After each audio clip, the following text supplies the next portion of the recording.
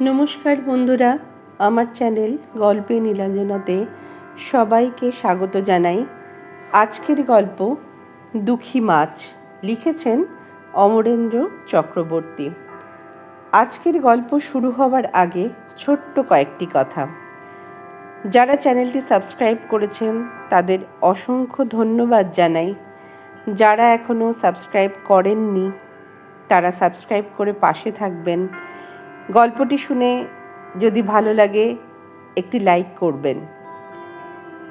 শুরু করছি আজকের গল্প পাঠ দুঃখী মাছ।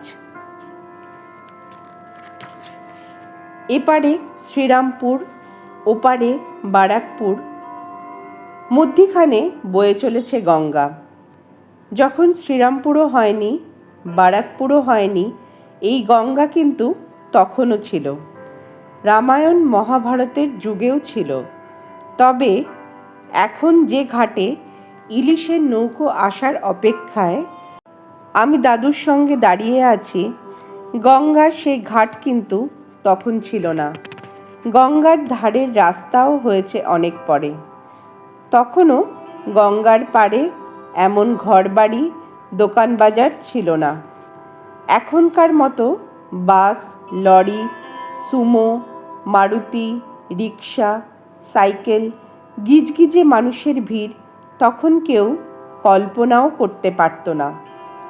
জেলেদের কাছ থেকে টাটকা ইলিশ কিনতে এখন অনেকেই আগে থেকে গঙ্গার ঘাটে এসে ভিড় করে। মাঝ নদী থেকে ইলিশ ধরে নৌকো ঘাটে ভেড়া মাত্রই শুরু হয়ে যায় হুড়োহুড়ি।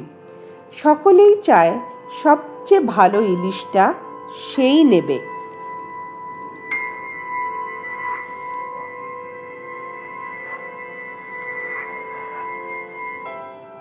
ঝিরিঝিরি বৃষ্টি পড়ছে।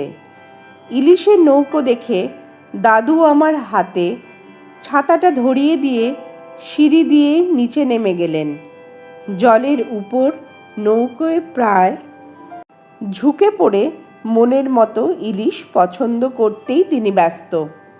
আমি গঙ্গার ওপারে বারাকপুরের মানুষজন দেখছি। এত দূর থেকে বড়দেরও খুব ছোট্ট দেখায়, সবাইকেই মনে হয় ছোট। খুব ছোটবেলায় আমি দাদুর মুখে গালিভারের গল্প শুনে ভাবতাম বারাকপুরই নিশ্চয়ই লিলিপুটদের দেশ। দাদুর কাছে শুনেছি তাদের ছোটবেলায় শ্রীরামপুরের গঙ্গা তীরে সারি সারি বটগাছের ছায়ায় আর নয়নতারা আর সন্ধ্যামালতির ঝোপে একেবারে রূপকথার দেশ হয়ে যেত।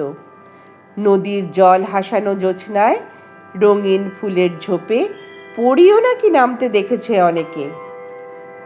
দাদু দেখলাম নকুল জেলের সঙ্গে ইলিশ নিয়ে কথা বলছেন।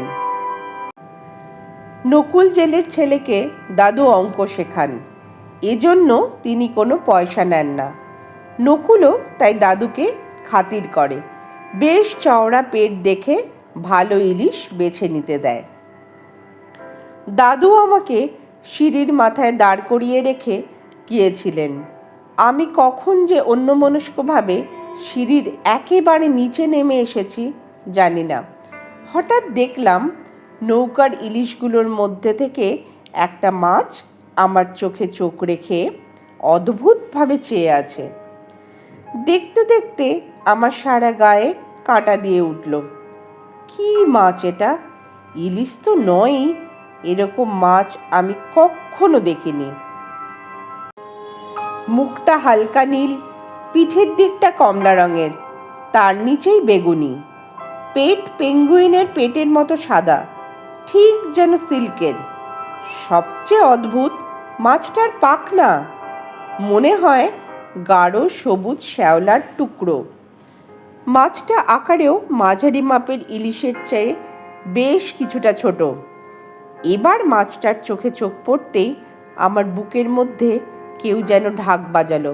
আমি স্পষ্ট বুঝতে পারলাম চোখের ভাষায় মাছটা আমাকে বলছে, আমাকে তোমার সঙ্গে নিয়ে চলো।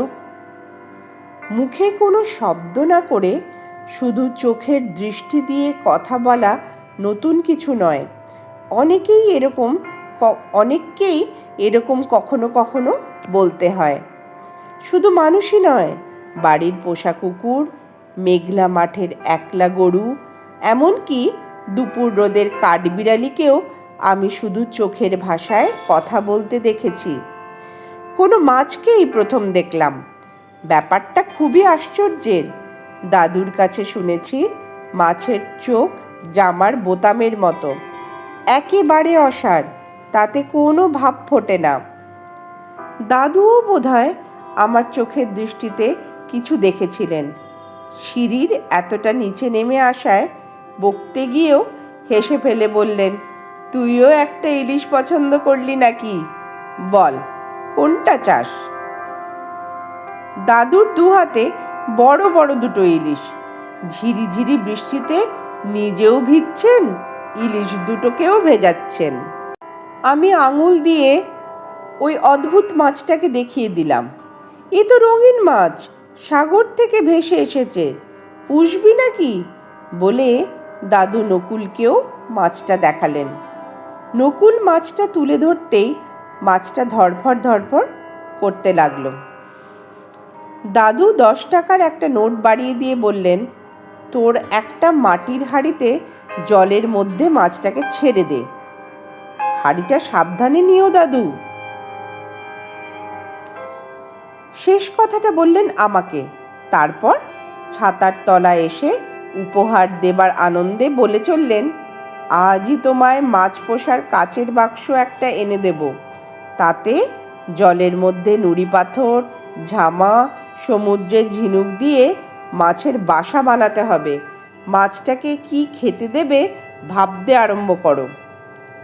বাড়ির সবাই ঘুমিয়ে পড়লে অনেক রাতে আমি কাছে এসে মাছটার চোখে চোখ রেখে দাঁড়াই। মৃদু আলোয় মাছটা এমনভাবে আমার দিকে চেয়ে আছে যে আমি যেন ওর অনেক কথাই বুঝতে পারছি। মনে হয় ও যেন বলছে, বহু দূরের সমুদ্রে ওর দেশ, মা বাবা, ভাই বোন, বন্ধু বান্ধবের স্নেহ ভালোবাসায় ভরা সে ছিল এক আনন্দের দেশ। তারপর দুঃখে দুর্দশায়, যুদ্ধে, হিংসায় ওর সেই সুন্দর দেশ এখন নরক। দয়া মায়াহীন লোভ লালসায় পাগল যত প্রাণীতে ভরে গেছে। এমন দেশে একে একে মা বাবা, ভাই বোন, বন্ধু বান্ধব সবাই কেঁদে কেঁদে অন্ধ হয়ে মারা যাবার পর এই 3 বছরে কত সাগর, উপসাগর, নদ নদী পার হয়ে নানা দেশ ঘুরতে ঘুরতে এখানকার জেলের জালে ধরা পড়েছে। দূরে থানায় রাতের ঘণ্টা শুনে আমার মনোযোগ ভেঙে যায়। ঘণ্টার রেশ মিলিয়ে যাবার পর মাছটা আবার তার গল্প শুরু করে। 3 বছর ধরে কত মানুষের চোখে একটু স্নেহ, একটু ভালোবাসা, একটু মায়া, একটু মমতা খুঁজলাম। 2 চোখ ভরা শুধু লোভ আর নিষ্ঠুরতা। তার মধ্যে তোমার চোখে চোখ পড়তেই মন আশায় আনন্দে ভরে গেল। এখানে আমি মনের মতো আশ্রয় পাবই। আমি বললাম, তুমি তোমার দেশের এখানকার যে অবস্থার কথা বললে, আমাদের এই শ্রীরামপুরও এখন তাই। শ্রীরামপুর, রিষড়া, কোন্নগর, চন্দননগর, বালি, ভদ্রেশ্বর সব এখন তোমার দেশের মতোই নরক। দয়ামায়াহীন, লোভী, নিষ্ঠুর লোকেরাই এখন এসব জায়গায় রাজত্ব করে। অনেক পুলিশও তাদের সাহায্য করে। দুষ্টু লোকেরা যত অন্যায় করুক, পুলিশ তাদের ধরে না। ধরলেও তাদের কাছ থেকে টাকা পেয়ে ছেড়ে দেয়। তুমি এত সাগর, উপসাগর, নদ নদী পার হয়ে এত দেশ ঘুরে এখানে এসেছো। এখানে তুমি বাঁচবে কি করে? এখানকার মানুষ তোমার মতোই দুঃখী। বড়দের কষ্ট যন্ত্রণা দেখে আমরা ছোটরাও কেঁদে ফেলি ভয়ে। ভয়ে চুপসে যাই। এত জোরে খটাস করে বারান্দার লাইট জ্বলে উঠল যে আমি ভয়ানক চমকে উঠলাম। আমার কি তন্দ্রা এসে গিয়েছিল? দাদু সুইচে হাত রেখেই হাঁক পারলেন, এখনো জেগে বসে আছিস? নিজে ঘুমোলি না, মাছটাকেও ঘুমোতে দিলি না? মাছ আমার চোখে চোখ রেখে জলের মধ্যে পাখনা স্থির করে ভেসে আছে। মাছ কি কখনো ঘুমোয়? দাদু আবার ঘুমিয়ে পড়লে আমি পা টিপে টিপে মাছটার কাছে ফিরে এলাম। তার চোখ বোধহয় আমাকেই খুঁজছিল। বলল, বদ্ধ জলে বড় কষ্ট। ভোরের আলো একটুখানি ফুটতেই আমি মাছটাকে তার কাচের বাসা থেকে বের করে নকুল জেলের মাটির হাঁড়িতে করে সোজা বৈদ্যবাটি নিয়ে গিয়ে আমার ছোট মাসির বাড়ির পুকুরে ছেড়ে দিলাম। জলে নেমেও সাঁতার কাটল না, একই জায়গায় ভেসে রইল। আমার চোখে চোখ রেখে বলল, আমি মরে গেলে তুমি এই পুকুর পাড়ের মাটিতে আমাকে পুঁতে দিও, আমি গাছ হয়ে বেঁচে উঠব। সেই গাছে ঠিক আমারই রঙের ফুল ফুটবে, আমার গায়ের মতো কমলা, তার নিচে বেগুনি, তারপর সাদা, আর সবুজ রঙের সেই ফুলের গন্ধ হাওয়ায় ভেসে যত দূর ছড়িয়ে যাবে তত দূর পর্যন্ত কেউ কাউকে আর হিংসা, ঘৃণা, ভয় করবে না। সবাই সবাইকে ভালোবাসবে।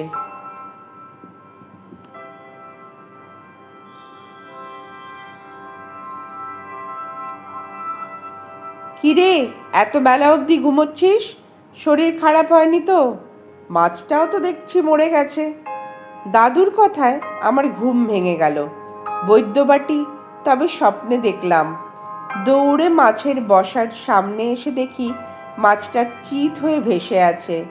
সাদা সিল্কের মতো তার বুকে পেটে কোনো স্পন্দন নেই। চোখের জল মুছে আমি দাদুকে বললাম, আমি ছোট মাসির বাড়ি যাব। কেন রে হঠাৎ? এই মাছটাকে ছোট মাসির বাড়ির পুকুর পাড়ে কবর দেব। দাদু কপাল কুঁচকে বললেন, মাছ আবার কেউ কবর দেয়? কি ব্যাপার রে?